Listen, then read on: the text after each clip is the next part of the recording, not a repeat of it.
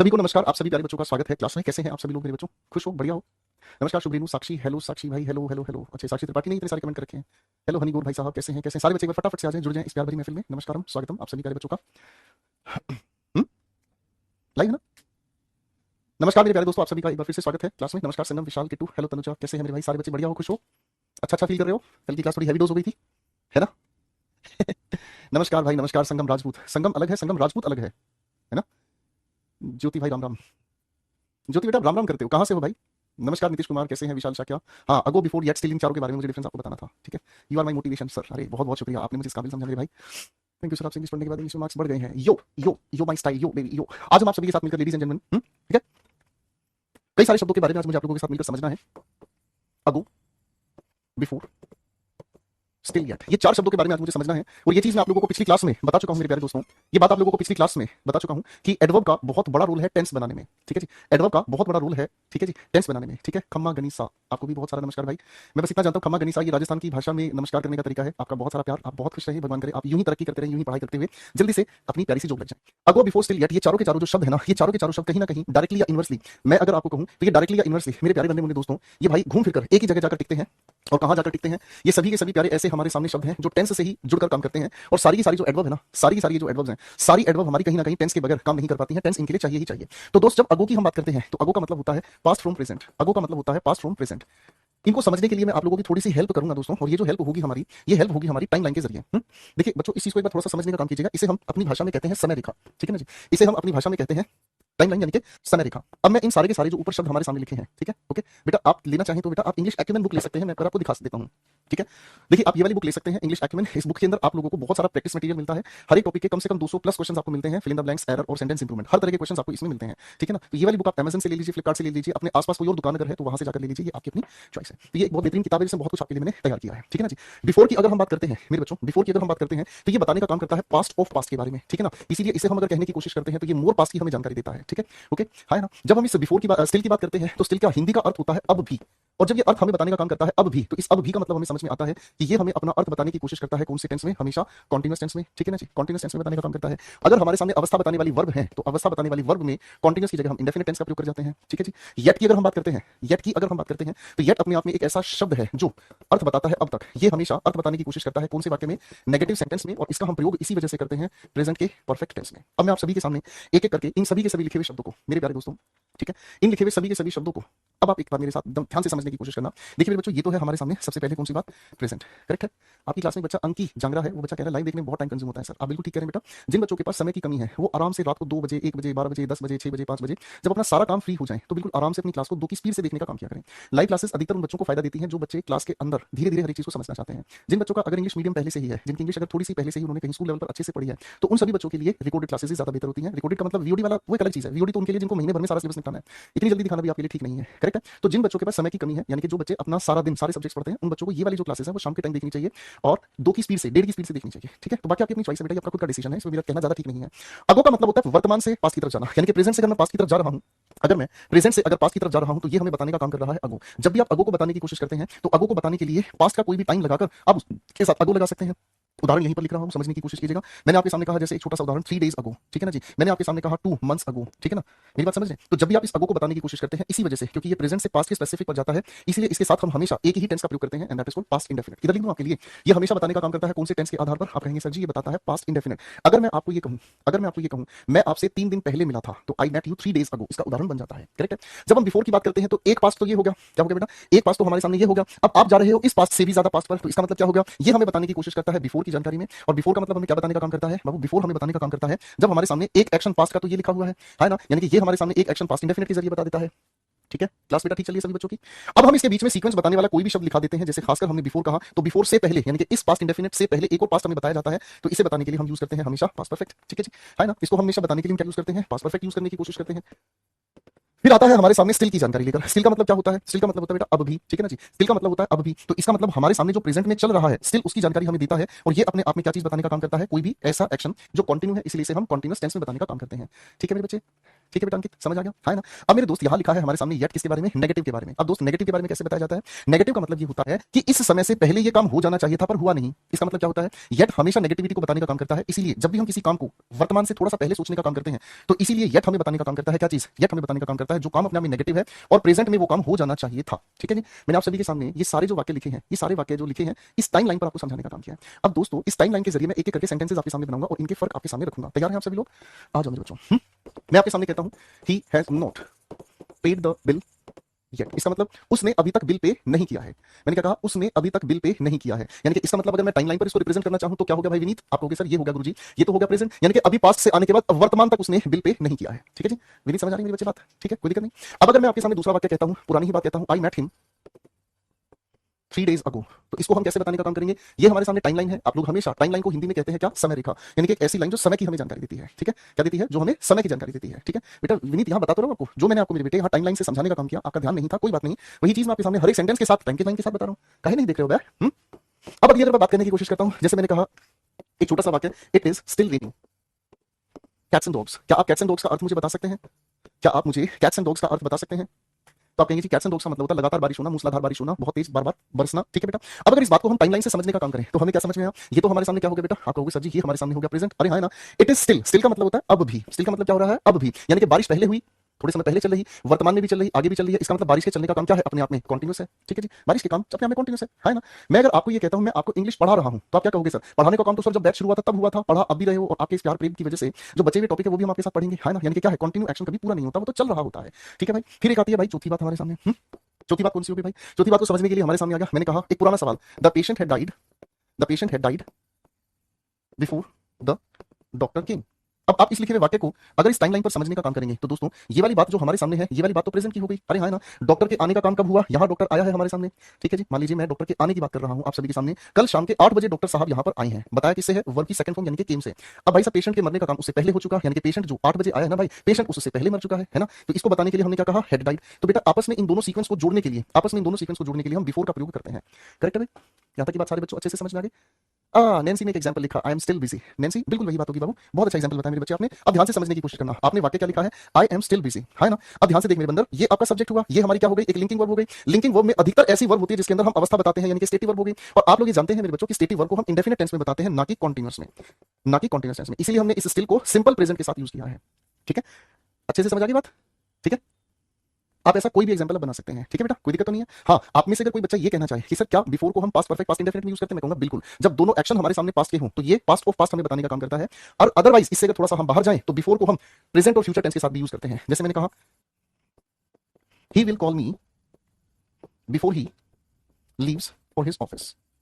अब आपको इस लिखे हुए वाक्य का मतलब मुझे क्या समझ आया, इस लिखे हुए वाक्य का मतलब मुझे समझ में आया, वह मुझे फोन करेगा, ठीक है ना जी, और उससे पहले सर यहाँ हमारे सामने क्या कह दिया गया, before he leaves for his office, अपने ऑफिस से निकलने से पहले क्या करेगा, वह फोन करेगा। ठीक है ना जी, तो कभी कभी इसी को हम प्रेजेंट इंडेफिनिट और फ्यूचर इंडेफिनिट के कॉम्बिनेशन में भी यूज कर लेते हैं। क्या आप इसे अच्छे से याद रख लोगे बेटा, क्या आप इसे अच्छे से याद रख लोगे बेटा, मैं उम्मीद करता हूं आप इसे अच्छे से याद कर लेंगे, कोई दिक्कत तो नहीं बेटा, हाँ कि ना। तो ये वाली बात एक बार ध्यान से देखो बेटा, पहले अगो बिफोर स्टिल और येट आपको ये परेशान करते हैं, इसके बारे में थोड़ा सा आपको जानकारी होनी चाहिए थी। ठीक है बेटे, चलिए दोस्तों मैं उम्मीद करता हूँ ये बात अच्छे से आप लोगों को समझ आ गई है। ओके बेटा, आ जाओ बेटा, अब थोड़ी सी बात को आगे हम लेकर चल लेते हैं। ठीक है, ध्यान से मैं कुछ सेंटेंसेस आप सभी के सामने समझाने से पहले एक कॉन्सेप्ट समझाना चाहूंगा, थोड़ा सा ध्यान दीजिएगा, ठीक है ना। फॉलोइंग आर द, मैं जिन वर्ब्स का आप लोगों के सामने अब जिक्र करूंगा दोस्तों, ठीक है ना, कुछ जो वर्ब्स आप लोगों के सामने अब मैं जिक्र करूंगा, ठीक है बेटा, थोड़ा सा इसको ध्यान से समझने का काम करना। ये हमारी ऐसी वर्ब्स हैं, ठीक है ना, ये हमारी ऐसी वर्ब हैं जिन वर्ब के बाद हम हमेशा नाउन लिखने का काम करते हैं। Following are the transitive verbs, मैंने क्या कहा, ट्रांजिटिव वर्ब्स, ठीक है ना जी, जिनके बाद अगर हमें ऑब्जेक्ट भी देखने को मिल जाता है तो ऑब्जेक्ट के बाद भी हम इसका लिखने का काम करते हैं, क्या चीज, एक ऑब्जेक्ट कॉम्प्लीमेंट। ऑब्जेक्ट कॉम्प्लीमेंट का मतलब क्या होता है, जो इस ऑब्जेक्ट की जानकारी हमें देता है। अब आप कहोगे सर ऐसे कैसे जानकारी देता है, मैं आपको बताऊं, ये ऐसी जानकारी देता है कि दोनों के दोनों, ठीक है, एक चाय पिला दीजिए सर, नहीं, सिलेक्शन लेना है, मेरे पास आओगे, आपके साथ मिलकर चाय पीऊंगा मैं, आप भी पियोगे, ठीक है, चाय मैं पिलाऊंगा लेकिन दोनों साथ पिएंगे, ठीक है, तब जब आप सिलेक्शन लेकर आएंगे, ठीक है, बहुत अच्छा बच्चा मेरा बेटा। अब हमें देखो एक बार फिर से समझो, देखो हटाओ सारी बात दिमाग से, फिर से समझना, मैं आप सभी के सामने कुछ ऐसी ट्रांजिटिव वर्ब का जिक्र करूंगा जिनके बाद हम ऑब्जेक्ट लिखते हैं, ठीक है ना, ऑब्जेक्ट हमने लिख दिया, लेकिन ऑब्जेक्ट लिखने के बाद हमें इसके बाद लिखने को मिलता है क्या, ऑब्जेक्ट कॉम्प्लीमेंट। आप कहोगे ऑब्जेक्ट की जो जानकारी हमें दे दे उसे ऑब्जेक्ट कॉम्प्लीमेंट कहते हैं। अब दोस्तों ये भी अपने आप में नाउन है और ये भी अपने आप में नाउन है। हकीकत में अगर आप ध्यान से देखोगे तो ये दोनों के दोनों एक समान है, ठीक है। जब दोनों के दोनों एक समान है तो आपको क्या ध्यान रखना है, आपको ये बात बहुत अच्छे से ध्यान रखनी है बच्चों कि इनके साथ हम कभी भी एज का प्रयोग नहीं करते, इनके साथ हम कभी भी एज का प्रयोग नहीं करते। क्यों नहीं करते, क्योंकि जब नाउन ही आप लोगों को लिखना है, जब नाउन ही आप लोगों को लिखना है तो फिर आप इनके साथ किसी अन्य एडवर्ब का प्रयोग नहीं करेंगे, ठीक है बेटा। अब मैं आप सभी के सामने बना रहा हूं इनकी एक खूबसूरत सी प्यारी सी लिस्ट, ठीक है ना। पहले लिस्ट बना देता हूं, फिर कुछ क्वेश्चंस आप लोग मेरे साथ मिलकर समझेंगे, ठीक है दोस्तों, लिखना चाहेंगे साथ साथ, ठीक है भाई, सॉरी गाइस। एक बार मेरे साथ इन वर्ब्स की लिस्ट लिखेंगे फटाफट से। Make, appoint, select, choose, nominate. एक बार बेटा इन वर्ब्स की थोड़ी सी लिस्ट लिख लो, ये कुछ एक वर्ब्स हैं, आसानी से याद हो जाएंगे आप लोगों के लिए। शाबाश। Choose, select, consider. लिखने की कोशिश करो, चलो भूपेंद्र भाई फटाफट से लिखो। शाबाश शुभम, इन वर्ड्स के एक बार नाम लिख दो, इनको लिखो फटाफट से। अब देखो उदाहरण से ये चीज अच्छे से आपको समझ में आएगी।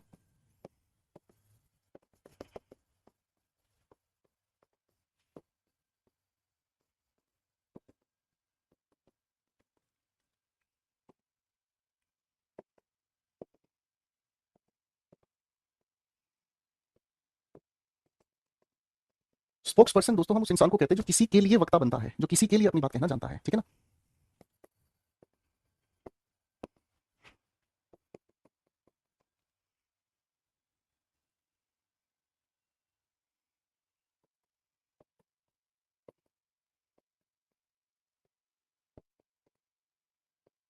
बेटा जी कुछ सेंटेंसेस लिखे हैं आप सभी के सामने।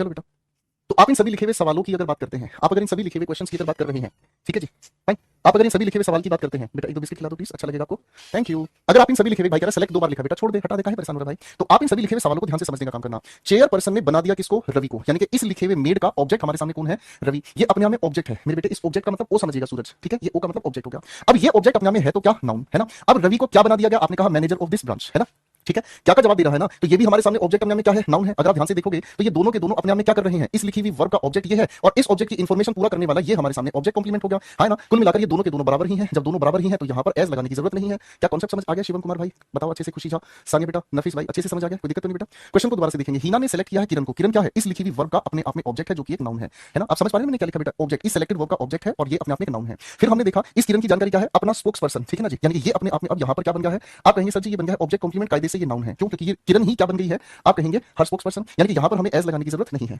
ठीक है, रटना खत्म, अच्छे से याद रखने की जरूरत है। अब they called him a robber, अब आपने क्या कहने की कोशिश की है, सर उन्होंने पुकारा है, इस कॉल्ड का ऑब्जेक्ट हमारे सामने ये है हिम, जो कि एक प्रोनाउन है ना। अब उसे क्या कह दिया है, आप कहोगे सर रोबर कह दिया है। अब हम यहाँ आर्टिकल ए का प्रयोग नहीं करेंगे, आप कहोगे क्यों, आर्टिकल जो ए एन द है ना, मेरे बच्चों एक बात याद रखना बड़े ध्यान से, अगर हम किसी भी नाउन से पहले, अगर हम किसी भी नाउन से पहले आर्टिकल ए एन या द का हम प्रयोग करते हैं तो आपको ये याद रखना है, ये इस लिखे हुए नाउन के अर्थ को फिक्स करता है, क्या करता है, फिक्स करता है, यानी कि ये अपने आप में एक अलग वजूद बनाता है, ठीक है ना। जैसे मैं अगर आपके सामने एक सेंटेंस कहता हूं, a boy can not marry a boy, तो अब यहां पर इसका अर्थ समझने की कोशिश करना, कोई भी अन्य एक लड़का किसी अन्य लड़के से शादी नहीं कर सकता है, ठीक है। ये मैंने एक साधारण बात आपको बताई है, बाकी करने वाले कर भी लेते हैं, रुकते नहीं है किसी से, ठीक है बेटा। अब यहां पर मैंने क्या कहा, a boy can not marry a boy, यानी कि कोई भी लड़का किसी अन्य लड़के से, यानी कि दोनों अलग अलग हो गए। अब मेरे बेटे अगर मैं इस हिम की बात आपको कह रहा हूं तो ये जो रोबर है ये तो एक समान है, तो इसको अलग से जानकारी, अलग से इसको हम क्यों डिटरमिन करेंगे, अलग से इसको क्यों इसको फिक्स करेंगे, तो आपको नहीं सर, ना तो यहां पर एज आएगा ना यहां आर्टिकल आएगा, समझ आ रही है। तो दोस्तों आप सोच रहे हो कि आपने जगह क्यों छोड़ दी थी सर जी, मैंने मेरे बेटे जगह, एक मिनट, बच्चा परेशान हो गया था तो उसकी परेशानी का इलाज कर देता हूं, ओह शिट, ठीक है भाई। ले भाई यहां पर मैंने कॉल लिख दिया, भाई कह रहा है सेलेक्ट 2 बार लिख दिया सर आपने, अब तो नाराज नहीं होगा बेटा। इन लिखी हुई वर्ब के बाद अगर हमें कोई ऑब्जेक्ट लिखा हुआ मिलता है तो हम एज का प्रयोग भी नहीं करते हैं, ठीक है ना, और इसके बाद आर्टिकल ए एंड द का प्रयोग भी नहीं करते हैं, सीधा ऑब्जेक्ट कॉम्प्लीमेंट ही लिखने का काम करते हैं। अच्छे से समझ आ गया है। अरे बेटा स्पोक्स पर्सन का भी अर्थ मैंने आपको बताया है, जो किसी के लिए वक्ता होता है। जैसे कल को मैं आप लोगों को कहीं पर अगर भेजूंगा तो आप मेरी जगह जाकर कोई बात कहना चाहोगे तो आप मेरे लिए अच्छे वक्ता हो गए, स्पोक्स पर्सन हो गए, ठीक है। बीजेपी के बहुत सारे स्पोक्स पर्सन है, कांग्रेस के बहुत सारे स्पोक्स पर्सन है, आम आदमी पार्टी के बहुत सारे स्पोक्स पर्सन है, अलग अलग पार्टीज के कुछ स्पोक्स पर्सन है जो उस पार्टी से संबंधित कुछ बात कह देते हैं, ठीक है। ओके भाई, अगला सवाल, शी कंसीडर्स रीना, आप क्या कहेंगे। अब हमें समझ में आ गया सर इस एक की हमें जरूरत नहीं है और यहाँ पर एस भी हम नहीं लगाएंगे। क्वेश्चन नंबर 5 का करेक्ट आंसर क्या होगा बेटा, चूज भी 2 बार लिख दिया आपने, मैंने जानबूझ के लिखा था यही देखने के लिए कौन गंदा बच्चा इन चीजों को ढूंढता है। तो आप कहेंगे Rajiv declared Mohan as a president of society, तो आप कहेंगे सर ना तो एस की हमें जरूरत ना इसकी, क्योंकि ये हमारे सामने लिखे हुए सेंटेंस का ऑब्जेक्ट है और ये इसका लिखा हुआ पूरा का पूरा ऑब्जेक्ट कॉम्प्लीमेंट है और कायदे से ये दोनों बराबर हो गए हैं, करेक्ट है, हाँ कि नहीं, ठीक है बेटा। अब मेरे बच्चों इसी के ठीक उलट कर एक दूसरी कहानी आती है, क्या कहानी आती है, इसी के ठीक उलट कर एक दूसरी कहानी आती है, हमारी कुछ अन्य ऐसी वर्ब है, एक बार मेरे साथ इनको लिखने की कोशिश करना, ठीक है ना, एक बार मेरे साथ इनको लिखने की कोशिश करना। जैसे अगर मैं कहूं डिस्क्राइब, मेंशन, ठीक है, अगर मैं कहता हूं डिस्क्राइब मेंशन, मैं कहूं आपके सामने पोर्ट्रे, पोर्ट्रे का मतलब होता है बेटा चित्रित करना, व्याख्या करना, ठीक है ना। इसी को अगर हम कहना चाहते हैं डेपिक्ट भी कहते हैं, डेपिक्ट का मतलब ये होता है किसी के बारे में वर्णन करना, चित्र करना, ठीक है ना, नो डिफाइन ट्रीट, ठीक है जी। एक बार सारे बच्चे को लिखकर दिखाओ साथ साथ, चलिए। ये हमारी सारी ऐसी लिखी हुई वर्ब्स हैं दोस्तों कि अगर इनके बाद हमें कोई भी ऑब्जेक्ट देखने को मिलता है, तो इनके बाद लिखी हुई अगर कोई भी हमें ऑब्जेक्ट देखने को मिलता है, तो इनके बाद कभी भी ऑब्जेक्ट कॉम्प्लीमेंट नहीं आता। इस ऑब्जेक्ट के यानी कि इन सभी वर्ब के बाद जो ऑब्जेक्ट आता है, इन ऑब्जेक्ट के बाद हमें कभी भी ऑब्जेक्ट कॉम्प्लीमेंट नहीं लिखना होता। तो इनके बाद हम हमेशा जवाब देते हैं किसी का, हाउ का। हाउ का मतलब जवाब देने के लिए हमें इसको कैसे लिखना पड़ता है, एडवर्ब की तरह से। तो एडवर्ब की तरह लिखने के लिए हम इसके साथ क्या हमेशा मेंशन करते हैं, एज। क्यों मेंशन करते हैं? क्योंकि ये अपने आप में इसका ऑब्जेक्ट कॉम्प्लीमेंट नहीं होता। क्या नहीं होता? ऑब्जेक्ट कॉम्प्लीमेंट नहीं होता। ठीक है, इसके साथ हम हमेशा आर्टिकल का नहीं, सॉरी सॉरी, हम इसके साथ हमेशा एज का प्रयोग करते हैं। क्यों प्रयोग करते हैं? क्योंकि ये जो लिखा हुआ एज है, आने वाले लिखे हुए किसी भी नाउन को किसमें कन्वर्ट कर देता है, एडवर्ब में कन्वर्ट करता है। थोड़ी सी बात को प्यार से समझेगा। जैसे मैंने कहा, ही treats Rahul blank his brother. बेटा एक एक करके सेंटेंस को ध्यान से समझने का काम करें, बड़े प्यार से समझने की कोशिश करना।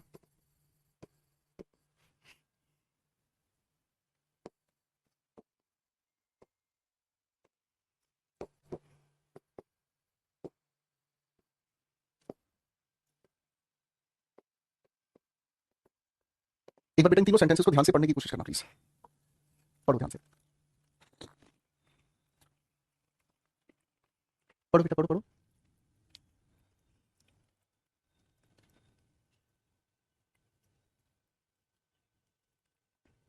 शाबाश। अब मैं आपको सभी इन सेंटेंसेस के आंसर्स बनाने सिखाऊंगा। ठीक है, वह ट्रीट करना, ट्रीट करने को हिंदी में क्या कहते हैं बेटा?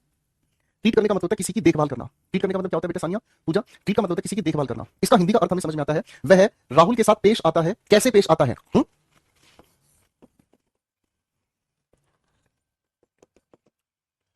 ये इस लिखी हुई वर्ब का अपना ऑब्जेक्ट है ना?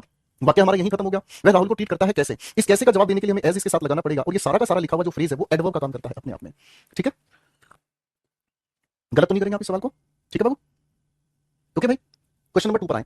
I know him a good mentor. ठीक है ना जी, मैं उसे जानता हूं। सब्जेक्ट है, ये सब्जेक्ट है हमारे सामने, ये ट्रांजिटिव वर्ब, ये इस ट्रांजिटिव वर्ब का ऑब्जेक्ट हो गया। मैं उसे कैसे जानता हूं? आप कहोगे सर ये अगर कैसे का आंसर मुझे दे रहा है तो इसके साथ आर्टिकल आने में कोई भी दिक्कत नहीं है। ठीक है ना?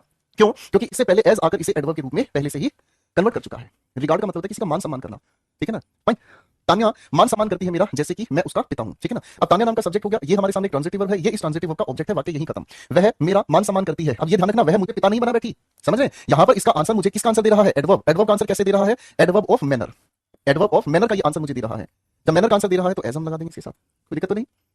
चेष्टा सिंह, पहली बार मैंने आपका नाम पढ़ा इस क्लास में। कहां थे बेटे इतने दिन? चलिए जहां थे अच्छे रहें। तो आप लोगों को अधिकतर बच्चों को ये रटवाया जाता है बेटा इनके साथ एज नहीं आता, इनके साथ एज आता है। लेकिन हमने आज आप लोगों को इतनी गहराई में उतार दिया कि इनके साथ एज नहीं आता, इनके साथ आर्टिकल नहीं आता, और क्यों नहीं आता उसका कारण क्या है। सबसे पहली बात आपको ये समझाई। फिर हमने समझाया कि अगर ट्रांजिटिव वर्ब के बाद ऑब्जेक्ट हमें देखने को मिले, तो ऑब्जेक्ट अगर ट्रांजिटिव के बाद इन लिखी हुई वर्ब्स के बाद आ ही गया है तो इनके बाद ऑब्जेक्ट कॉम्प्लीमेंट नहीं आता है। इसलिए एडवर्ब का काम चलाने के लिए नाउन के साथ हम एन का प्रयोग कर लेते हैं।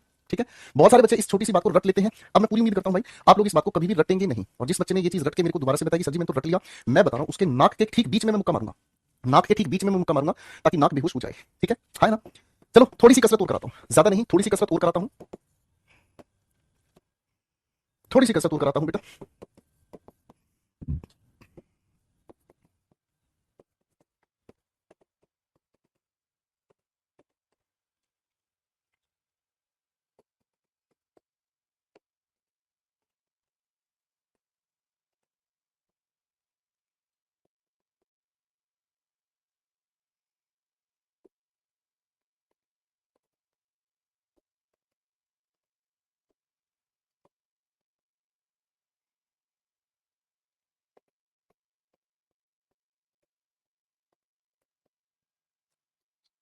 बहुत मजेदार क्वेश्चन पर मैं आपको लेके जा रहा हूं, ध्यान लगाइएगा बेटा।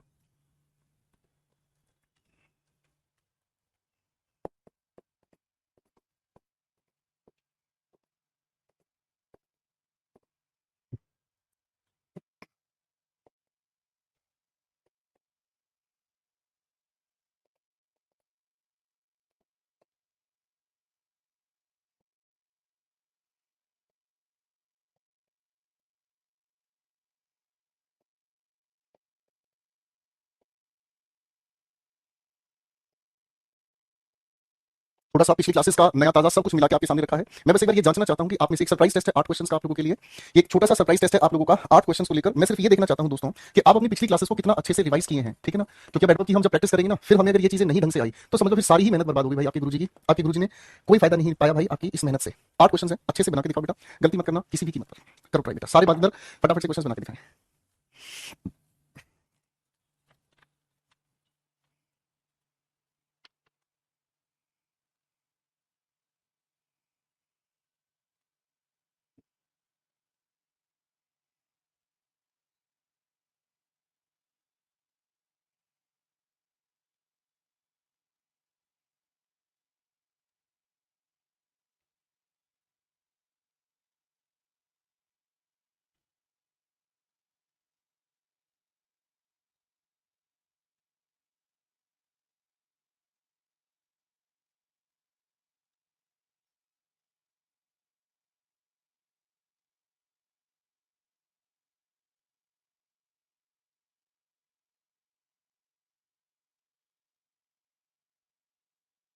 चलिए बेटा, सारे क्वेश्चंस अच्छे हैं, मजा आया होगा क्वेश्चंस बनाने में। अब समझते हैं, देखिए बेटा, पहले सवाल की अगर हम बात करते हैं तो इट अपने आप में एक डमी सब्जेक्ट है, हमने प्रोनाउन में पढ़ा। इज अपने आप में एक लिंकिंग वर्ब है, तो लिंकिंग वर्ब होने की वजह से सब्जेक्ट कॉम्प्लीमेंट का जिक्र हम करेंगे। हर्ट का मतलब चोट पहुंचाना, एक एक्शन वर्ब है, एक्शन वर्ब के बाद हम ऑब्जेक्ट लगाएंगे। क्वेश्चन नंबर 3 और 4 में बिल्कुल यही कॉन्सेप्ट हमारे सामने है। इफ आई वर ही या हिम, हमें क्या यूज करना होगा? आप कहेंगे सर ये वर्ब अपने आप में एक लिंकिंग वर्ब का परिवार है, इसलिए ही हमने कह दिया। हेल्प करना अपने आप में एक एक्शन वर्ब है, एक्शन वर्ब अगर है तो एक्शन वर्ब के बाद हम हमेशा ऑब्जेक्ट लिखते हैं, ना कि सब्जेक्ट कॉम्प्लीमेंट। डिफरेंस याद हो गया बेटा? डिफरेंस अच्छे से क्लियर हो गया? आगे हमने पढ़ा sir she sang she is, इन दोनों सवाल में भी यही काम है भाई। यहां लिखा है शी सैंग, उसने गाया है, तो अगर उसने एक एक्शन यहां पर किया है तो इस एक्शन को क्वालिफाई करने के लिए हमें क्या चीज चाहिए भाई? आप कहेंगे दोस्तों एडवर्ब चाहिए, है कि नहीं? अब एक बात आपको ध्यान अच्छे से रखनी है कि अगर मैं गुड की बात करूं, ठीक है, या अगर मैं वेल की बात करूं, तो सर गुड और वेल का कंपैरेटिव डिग्री हमेशा बेटर होता है बच्चों, और इसकी सुपरलेटिव डिग्री हमेशा बेस्ट होती है, ठीक है? याद रख लोगे बेटा इस बात को, है ना? अब आप लोग जानते हैं गुड सिर्फ एडजेक्टिव है, वेल एडजेक्टिव और एडवर्ब है ना? ये मैं आप लोगों को पिछली क्लासेस में बता चुका हूं। मुझे लगता है इस पर मुझे परेशान अब नहीं होना चाहिए, क्योंकि जो चीज बताई जा चुकी है, ठीक है, ये हो गई इसकी पॉजिटिव डिग्री, ये हो गई इसकी कंपैरेटिव डिग्री, और ये हो गई इसकी सुपरलेटिव डिग्री, ठीक है दोस्तों? अच्छे से बात समझ में आ गई, आगे ना? तो अगर किसी इंसान ने गाया है तो गाना एक्शन होता है, गाने के लिए एडवर्ब हमें सुपरलेटिव डिग्री लानी है। तो अब आप मुझे बताओ बेटा, एडवर्ब की ये जो सुपरलेटिव डिग्री आप मुझसे लिखवा रहे हो, क्या इससे पहले हम द लिखेंगे, हाँ या ना? और इसी के बेसिस पर क्वेश्चन 6 को भी ध्यान से देखना, यहां लिखी है ये लिंकिंग वर्ब, लिंकिंग वर्ब की वजह से ये हमारे सामने एडजेक्टिव का सुपरलेटिव डिग्री है। तो बताना जरा, इससे पहले हम द लगाएंगे, हाँ या ना? देखो भाई, पढ़ा है, रिवाइज किया है, आपको अच्छा लगेगा। नहीं याद किया, नहीं रिवाइज किया, तो आज आप मेरे से नाराज 100% होंगे, ठीक है ना? फिर बाद में आप ये कहेंगे सर हमसे क्वेश्चन नहीं बन पा रहे, हम क्या करें? कुछ नहीं करना, फिर सब भूल जाओ बेटा। जो रिवाइज करता है ना बेटा, वो क्वेश्चन बनाने योग्य होता है। जो रिवाइज नहीं करता है वो क्वेश्चन नहीं बना पाता, वो शिकायतों से भरा पड़ा रहता है, ठीक है ना? वो शिकायतों से भरा पड़ा रहता है, सर पढ़ लिया, आपसे बहुत अच्छा लगा, क्वेश्चन नहीं बन पा रहे, क्या करें? ठीक है भाई, तो वो बालक बर्बाद होते हैं, उनका कोई इलाज नहीं होता, ठीक है भाई? तो आप यहां कहेंगे सर एडवर्ब का आर्टिकल से कोई लेना देना नहीं है, एडजेक्टिव नाउन या प्रोनाउन के लिए होता है, इसलिए इसकी सुपरलेटिव में हम हमेशा द का प्रयोग करते हैं। करेक्ट हो गया भाई? हाँ कि ना? सिंपल होगी बात। अब अगर सवाल नंबर 7 की हम बात करते हैं, मेरे सामने लिखा है शी इज द स्ट्रॉन्गेस्ट, तो दिमाग में एक सवाल ये उठता है कि सर आप जो कह रहे हैं वो बात मैंने मान ली, हम अगर आपके सामने ये बात कहें, ध्यान से समझने की कोशिश करना, ये एक लड़की है भाई, ठीक है जी, ये एक लड़की है, इस जैसी बहुत सारी और सारी लड़कियां खड़ी हुई हैं भाई साहब, इन सभी की सभी लड़कियों के बीच अगर मैं कंपैरिजन करूं, और मैं अगर इन सभी के कंपैरिजन में से आपसे पूछूं भाई बताओ जरा सबसे ज्यादा हाइट किसकी है? अगर मैं आपको ये कहूं बाबू सबसे ज्यादा हाइट यहां पर किसकी है, तो आप ये कहोगे सर, आप ये कहोगे सर कि सबसे ज्यादा हाइट की अगर हम बात कर रहे हैं तो सर इनकी हाइट एक एक करके हम तुलना करके देखेंगे और हमें समझ में आएगा कि ये जो है ना अपने आप में टॉलेस्ट है। तो मैं इसको वाक्य में कैसे लिखूंगा? शी इज, चलो मान लो इसका नाम हम एबीसीडी करके रख लेते हैं, ये ए है, ये बी है, ये सी है, ये डी है, ये ई है, तो आप कहेंगे E is the tallest girl, ठीक है ना जी? E is the tallest of all the girls, ठीक है ना? हमारे सामने जो यहाँ पर लड़कियां हैं ना, इन सभी की सभी लड़कियों में से टॉलेस्ट कौन पाई है? ई पाई है, करेक्ट है? यानी कि अगर मेरे बेटे आप इस बात के पीछे की कहानी को समझेंगे, आप कहोगे सर जी ये जो ऑफ ऑल द गर्ल्स आपने कहा है ना, इस ऑफ ऑल द गर्ल्स की वजह से हमारे सामने एक सुटेबल सिचुएशन हमारे सामने आ गई है, एक ऐसी सिचुएशन आ गई जिसकी वजह से हम तुलना कर पा रहे हैं, जिसकी वजह से हम तुलना कर पा रहे हैं। अगर मान लो सर जी यहां से मैं आप लोगों के सामने ऑफ ऑल द गर्ल्स हटा दूं, ऑफ ऑल द गर्ल्स हटाते ही आपके सामने से सरकार ये सारी लड़कियां गायब हो गई, तो आपके सामने मैं ये कहूंगा क्या ये बात जचेगी? ई इज द टॉलेस्ट, क्या मैं कहूंगा ई इज द टॉलेस्ट? हो सकता है आपकी क्लास में ही कोई ऐसी लड़की हो जिसकी हाइट 6 फीट हो, वो आके तुरंत कहिए सर मेरे सामने खड़ी करके दिखाओ मेरी हाइट 6 फीट है, ये कहां 5 फुट 4 इंच, 5 फुट 5 इंच? अरे हाँ ना? क्या आप मेरी बात समझ रहे हैं? आपके दिमाग में एकदम से सवाल उठेगा, अरे सर एक बार खली के सामने खड़ी करके दिखाओ तब पता चल जाएगा।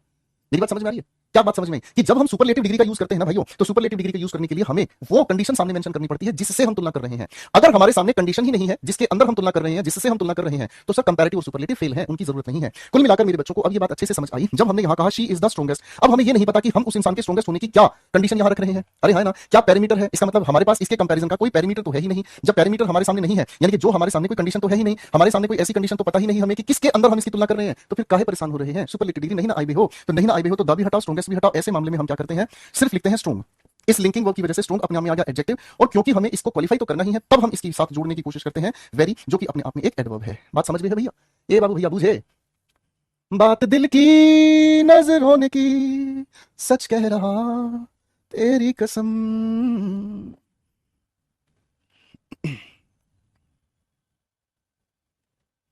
बात समझ में आ गई बेटा अच्छे से? ठीक है, तो इसी मामले में हम इसके साथ शी इज वेरी स्ट्रॉन्ग कहकर इसको करेक्ट करेंगे। आप इस बात को ऐसे भी समझने की कोशिश कर सकते हैं। कैसे समझने की कोशिश करते हैं? अगर किसी भी लिखे हुए सेंटेंस के अंदर हमें सुपरलेटिव डिग्री देखने को मिलती है जिसके साथ कंपैरिजन हम कर रहे हैं, वो कंडीशन हमें नहीं पता, अगर वो कंडीशन हमें नहीं पता तो ऐसे मामले में सुपरलेटिव डिग्री की जगह हम वेरी के साथ पॉजिटिव डिग्री को ही लगाकर इंटेंसिफाई करते हैं उस बात को। ठीक है बेटा? हाँ जी साहब, समझ आ गई बेटा बातचीत? ठीक है बेटा? चलिए भाइयों, ये बात अच्छे से समझ गए हैं, तो अब थोड़ा आगे चलते हैं। अब बस आप मेरे भी जरा क्वेश्चन नंबर 8 का आंसर बना के दिखा दो। ई हम रख दिए हैं अपना पेन हुआ, अब हम नहीं ना करेंगे कछु भी, हमारी तरफ से अब कहानी जो है ना खत्म हुई के भी है। जल्दी हमको बताई दीजिए भैया।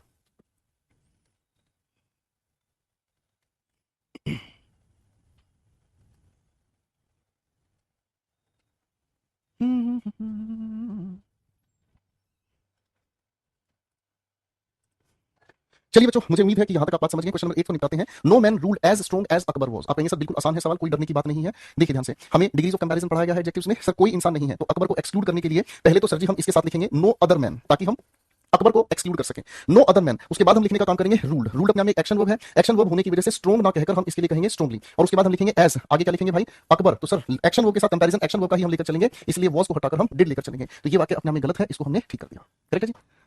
सर स्टेनो में मैथ है कि नहीं?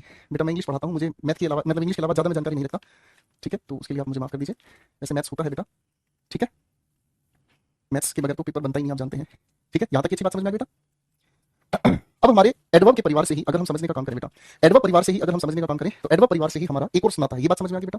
चलिए एडवर्ब परिवार के आखिरी पड़ाव पे अब मैं आपको लेकर चलना चाहूंगा, जिसे हम कहते हैं इन्वर्जन, ठीक है। अब थोड़ा सा ध्यान दीजिएगा, आखिरी परिवार से हम आप लोगों को मिलाएंगे, फिर कहानी को खत्म करेंगे। अगली क्लास में आपके साथ मिलकर हमें प्रैक्टिस करनी है मेरे बच्चों। इन्वर्जन का मतलब क्या होता है, थोड़ा सा ध्यान दीजिएगा। इन्वर्जन का मतलब क्या होता है? इन्वर्जन का मतलब होता है क्या चीज, वाक्य के ढांचे को, चलो ढांचे को तो अंग्रेजी में लिख देता हूं, वाक्य के स्ट्रक्चर को उलट देना। मैंने क्या कहा, वाक्य के स्ट्रक्चर को उलट देना। अब क्यों उलट देना? ताकि हम लिखे हुए वाक्य में, ताकि सेंटेंस में एम्फेसिस, एम्फेसिस को हिंदी में कहते हैं जोर डालना, एम्फेसिस डाल सके, ठीक है ना जी। एक काम करो, देखो ऐसे समझ आएगा। मैंने एक वाक्य लिखा, मैं जा रहा हूं। मैंने एक वाक्य आपके सामने, अरे यार, मैंने एक वाक्य आपके सामने लिखा, मैं जा रहा हूं, ठीक है जी, एक वाक्य। और फिर मैंने आपके सामने भी लिखा, मैं सॉरी, जा रहा हूं मैं। दोनों वाक्यों को, जा रहा हूं मैं, बेटा इन दोनों वाक्यों को ना एक बार पहले बोलकर देखो, ठीक है जी। मैंने बेटे आप लोगों के सामने ना दो वाक्य लिखे हैं, दोनों के दोनों लिखे हुए वाक्यों को एक बार ध्यान से पढ़कर देखना और मुझे बताना बेटा इन दोनों वाक्यों में आपको क्या फर्क समझ आ रहा है, ठीक है। जब दोनों के दोनों लिखे हुए वाक्य की अगर हम बात करते हैं तो सर पहला वाक्य हमारे सामने कह रहा है क्या बेटा, मैं सब्जेक्ट है, जा रहा हूं। इसका मतलब एक सामान्य सेंटेंस हमारे सामने लिखा है। अगर मैंने आपके सामने जा रहा हूं मैं वाक्य के ढांचे को उलट कर दिया तो इसका मतलब मैं सामने वाले को यह कहना चाह रहा हूं, बेटा अब ध्यान से देख ले, जा रहा हूं मैं, अब मेरे को रोकना मत, है ना।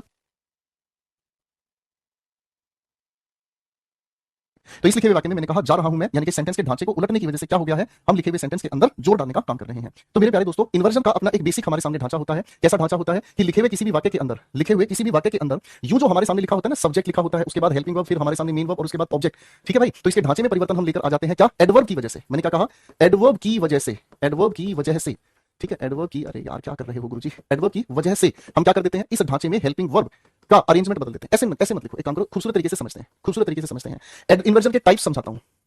इन्वर्जन के टाइप्स दो होते हैं बेटा जी, इन्वर्जन के टाइप्स दो होते हैं। चलो अच्छे तरीके से नए तरीके से समझने का काम करते हैं, ठीक है। इन्वर्जन के दो टाइप्स होते हैं हमारे सामने, ठीक है ना। सर एमकेएस का पेपर दोनों लैंग्वेजेस में ही आता है क्या? कर दिया शुरू बेटा, टाइम पास करना, कर दिया ना टाइम पास करना शुरू। इसीलिए मैं किसी का ये कमेंट नहीं पढ़ता फिजूल का। एक बार कोई भाई कमेंट ऐसा कर दे, उसका जवाब दे दे, फिर सारे ऐसे शुरू हो जाते हैं। सर अब अच्छा एक बात बताओ, इसका आंसर है मेरे पास कि दोनों लैंग्वेजेस में पेपर आता है क्या? कमाल नहीं कर दिया यार आप लोगों ने, ऐसे मत करो यार, ठीक है भाई। जब एडवर्ब इन्वर्जन के टाइप्स की बात हमारे सामने आती है तो इन्वर्जन के टाइप दो तरीके से होते हैं। एक जिसे हम कहते हैं बेटा पार्शियल इन्वर्जन। पार्शियल इन्वर्जन का मतलब क्या होता है, पार्शियल का मतलब जो अधूरा होता है, पार्शियल का मतलब क्या होता है, जो अधूरा होता है। मतलब क्या कहा, अधूरा करने का मतलब क्या समझ में आया। अधूरा इन्वर्जन कैसे बनाया जाता है, अधूरा इन्वर्जन बनाया जाता है अगर सेंटेंस की शुरुआत में हम एडवर्ब लिख दें तो एडवर्ब के बाद हम लिखते हैं हेल्पिंग वर्ब और उसके बाद हम लिखते हैं सब्जेक्ट और उसके बाद लिखते हैं मेन वर्ब, आगे का वाक्य उसके बाद। अब इसमें अधूरा क्या हो गया, इसमें अधूरा क्या होगा आपको भी गुरुदेव, अधूरा होने का मतलब हमें ये समझ में आया, अधूरा होने का मतलब हमें ये समझ में आया कि आपने एडवर्ब तो शुरुआत में लिख दी है ना, सब्जेक्ट से पहले खिसक कर कौन आ गया, हेल्पिंग वर्ब, लेकिन मेन वर्ब इज्जतदार है, वो बेचारी शांति से सब्जेक्ट के बाद ही रही, ठीक है भाई, करेक्ट है, समझ में आ गया बेटा, बात यहां तक की समझ में आ गई, ठीक है। अब पार्शियल इन्वर्जन किस किस की वजह से हमारे सामने आता है, मैं आपको ये थोड़ा थोड़ा करके समझाऊंगा, ठीक है ना। पार्शियल इन्वर्जन किस किस वजह से आता है, पार्शियल इन्वर्जन हमारे सामने अलग अलग कैटेगरी की वजह से आता है, जिसमें एडवर्ब कौन सी हो, सबसे पहले अगर हमारे सामने कोई नेगेटिव एडवर्ब देखने को मिल जाए, अगर कोई नेगेटिव एडवर्ब हमें देखने को मिल जाए तो नेगेटिव एडवर्ब की वजह से हम पार्शियल इन्वर्जन करते हैं। अगर हमारे सामने सेंटेंस की शुरुआत में ओनली के साथ कोई भी एडवर्ब देखने को मिल जाए तो हम पार्शियल इन्वर्जन कर देते हैं, ठीक है जी, ओनली के साथ, समझ रहे हैं, कोई भी एडवर्ब लिखी हमें देखने को मिल जाए तो हम पार्शियल इन्वर्जन करते हैं। अगर हमारे सामने कोई भी लिखे हुए सेंटेंस के अंदर, मेरे बच्चे, अगर हमारे सामने कोई भी लिखे हुए सेंटेंस के अंदर हम लोगों को अगर सो देखने को मिल जाए, नोर देखने को मिल जाए, नीदर देखने को मिल जाए, ठीक है ना, तो ऐसे लिखे हुए सेंटेंसेस के अंदर भी हम पार्शियल इन्वर्जन करते हैं, ठीक है। पहले इन तीन के नियमों को ध्यान से समझने का काम कर लेते हैं, कैसे ध्यान से समझने का काम करते हैं। देखो सबसे पहली बात मैंने कहा, सबसे पहले हम लोगों ने क्या समझने का काम किया, पहले इन तीन के आधार पर समझते हैं। देखिए मैंने आप सभी के सामने कहा, ही नेवर सेड एनीथिंग, ये अपने आप में एक सामान्य वाक्य है बेटा, ये अपने आप में एक सामान्य वाक्य है, उसने कभी कुछ नहीं कहा, ठीक है, उसने कभी कुछ नहीं कहा। अब अगर आप इस लिखे हुए वाक्य में, अगर आप इस लिखे हुए वाक्य में नेवर पहले बोलने का काम करते हैं तो नेवर पहले बोलते ही आपने क्या कर दिया, वाक्य पर जोर डालना शुरू कर दिया। जोर डालने की वजह से आप क्या करेंगे, यहां से इसकी हेल्पिंग वर्ब निकालेंगे, पास्ट इंडेफिनिट, सब्जेक्ट के बाद लिख देंगे इसी की मेन वर्ब, और ये हो गया इसका क्या चीज, इन्वर्जन। क्या हो गया बेटा, ये हो गया इसका प्यारा सा इन्वर्जन, ठीक है जी। चलो अब मैं आप सभी के सामने वाक्य लिख रहा हूं, नंबर 2 3, इनके इन्वर्जन आप करके दिखाएंगे फटाफट से। ही ना हार्डली सेव्स मनी, बेटा एक बार जरा इसका इन्वर्जन करके दिखाओ।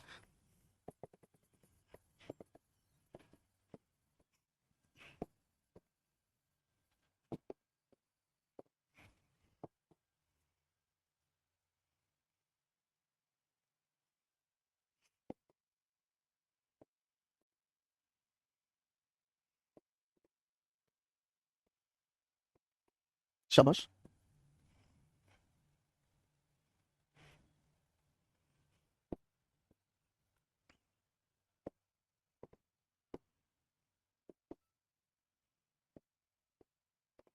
चलिए चलिए चलिए, इन्हीं से जुड़े कुछ और सेंटेंसेस भी इधर लिख देता हूं।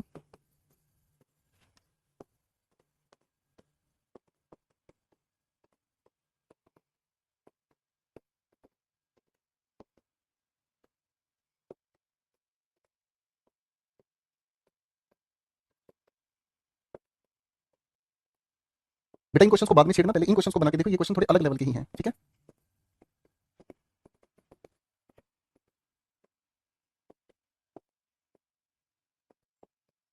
ये थोड़े अलग लेवल के क्वेश्चंस हैं, इनकी मैं आपको ट्रिक अलग से समझाऊंगा बेटा।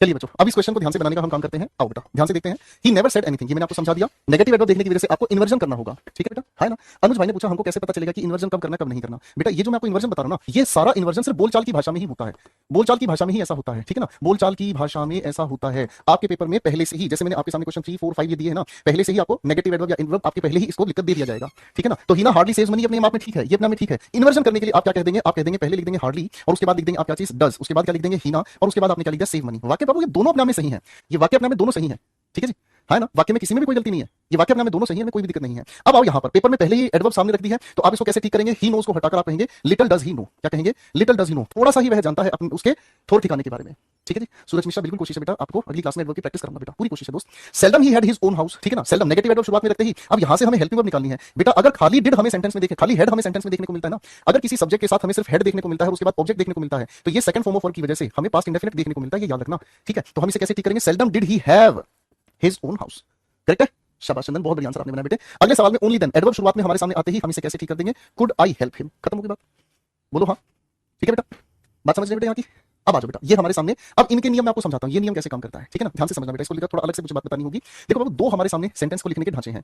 पहला तरीका हमारे सामने, अगर हमारे सामने सेंटेंस लिखा हुआ हमें आता है नजर कैसा, अगर हमें लिखा हुआ नजर आता है कैसा पॉजिटिव सेंटेंस, अगर हमें लिखा हुआ नजर आता है कैसा पॉजिटिव सेंटेंस, तो पॉजिटिव अगर हमारे सामने लिखा हुआ सेंटेंस नजर आता है तो इसको इन्वर्जन देता है आगे वाले वाक्य की शुरुआत में सो, और सो के ठीक बाद हम लिखते हैं हेल्पिंग वर्ब, आगे हम लिखते हैं सब्जेक्ट। अब ये हेल्पिंग वर्ब कहां से आएगी, जो हमारे सामने लिखा हुआ पॉजिटिव सेंटेंस है, जो हमारे सामने लिखा हुआ पॉजिटिव सेंटेंस है। हाँ अब तुम सही समझ गए अनुज भाई, अगर किसी सेंटेंस की शुरुआत में नेगेटिव एडवर्ब ओनली के साथ लिखी एडवर्ब, सो के साथ, नीदर, नोर के साथ लिखी एडवर्ब मिल जाए तो समझो इन्वर्जन का लॉजिक लगा देना है, ठीक है। अगर मेरे बंदर आपके सामने लिखे हुए सेंटेंस के अंदर हम लोगों को देखने को मिल जाए कैसी, अगर हम लोगों को देखने को मिल जाए एक नेगेटिव सेंटेंस, तो दोस्त नेगेटिव सेंटेंस की वजह से सो की जगह हम या तो नोर का प्रयोग कर देते हैं या फिर हम प्रयोग कर देते हैं किसी का नीदर का, और नेगेटिव होने की वजह से ही हम नीदर या नोर में कुछ भी प्रयोग कर सकते हैं, आगे हेल्पिंग वर्ब के बाद सब्जेक्ट। अब आप लोग सभी ये सोचेंगे, आप लोग सभी बच्चे ये सोचेंगे सर जी ये हेल्पिंग वर्ब कहां से आएगी, काहे परेशान हो रहे हो, जो आगे लिखा है दो सेंटेंस इधर ही लिख दे तुम्हारे लिए, अच्छा लगेगा तुमको भाई। मैंने कहा she did not tell a lie, ठीक है, सो आई हैव, ठीक है। एक बार सेंटेंस को ठीक करके दिखाना। अब अनुज अब पता चल जाएगा भाई, योगेंद्र शर्मा भाई लेट आए हो क्लास में, गलत बात है।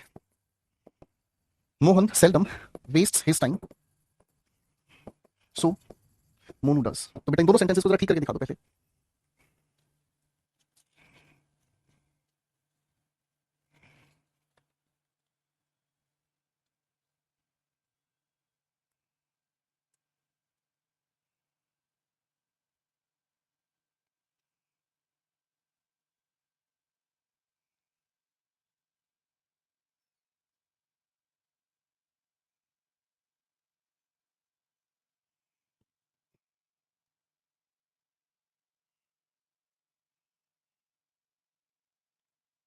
शाबाश,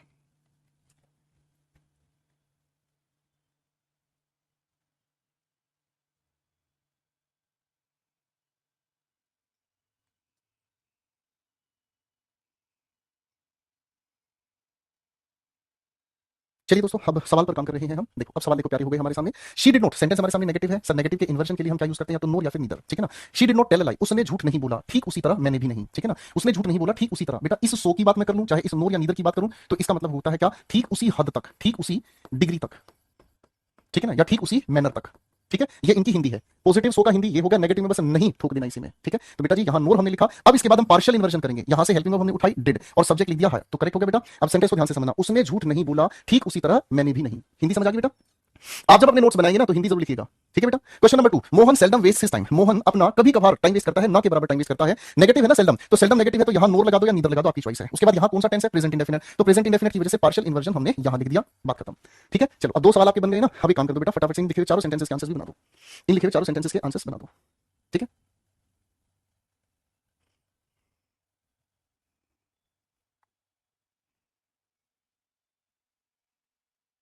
शाबाश, तो इन चारों सेंटेंसेस के आंसर्स बनाओ पहले, जल्दी से बनाओ बेटा।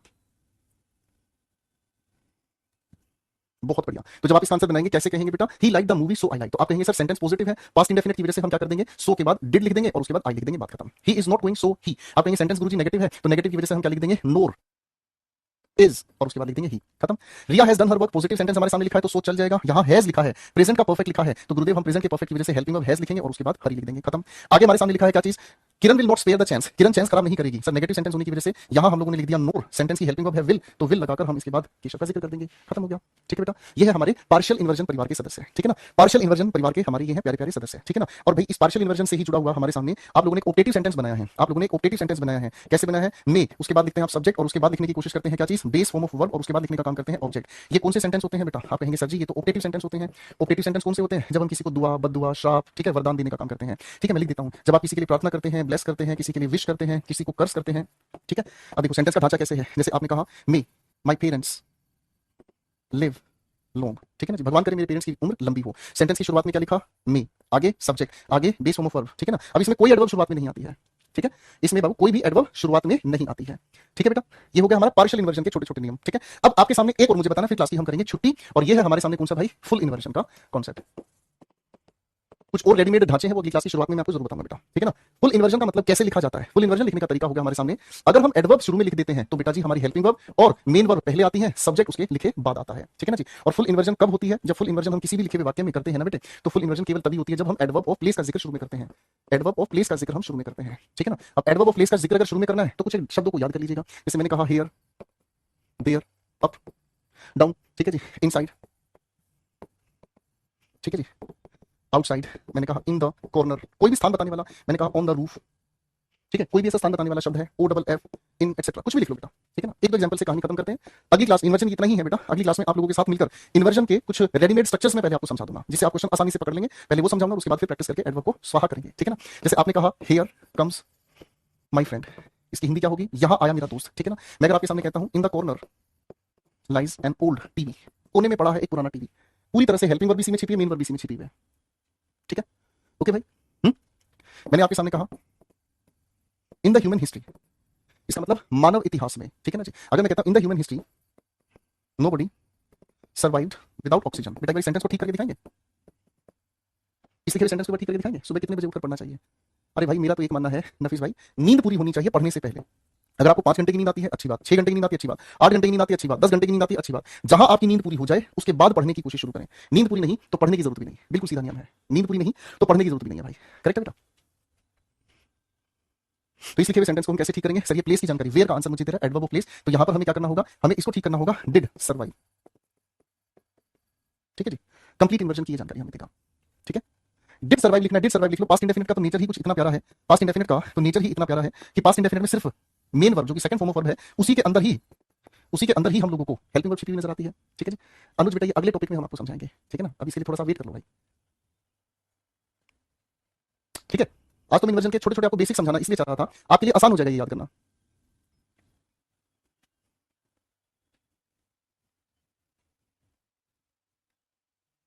ठीक है बेटा। तो पहले इतना ही पढ़ के आओ, मुझे लगता है इतना काफी है, ठीक है। कुछ एक ढांचे में आप लोगों को इन्वर्जन के अलग से बताऊंगा बेटा अगली क्लास में, तो आज हमारी मोहब्बत यहां से शुरू हुई है भाई, ठीक है। थोड़ा सा पढ़कर रहिएगा दोस्तों, ठीक है, क्योंकि इससे ज्यादा के लिए जाऊंगा ना फिर कंजेशन ज्यादा हो जाएगा, कंफ्यूजन बढ़ जाएगी, तो बेटर यही है मुझे लगता है आज आपको यहीं पर रेस्ट दे देना चाहिए मुझे, ठीक है। अगली क्लास में कुछ मैं आपको ढांचे बताऊंगा बेटा पहले से ही इन्वर्जन को लेकर, ठीक है। तो प्लीज आपसे रिक्वेस्ट है बेटा पढ़ के आइएगा, ठीक है, क्योंकि जो पीडीएफ फिर हम डिस्कस करेंगे ना, फिर क्वेश्चन नहीं बन पाते उन बच्चों से जो रिवीजन नहीं करते हैं, और बिना रिवीजन के कुछ होता भी नहीं है भाई, ठीक है बच्चों। तो इन्वर्जन दो तरीके के होते हैं, एक पार्शियल और एक हमारे सामने, ठीक है। चलिए थैंक यू सो मच, आज के लिए इतना ही, जय हिंद मेरे बच्चों, फिर मिलते हैं अगली क्लास में, खुश रहिएगा, दिल में रहिएगा, थैंक यू।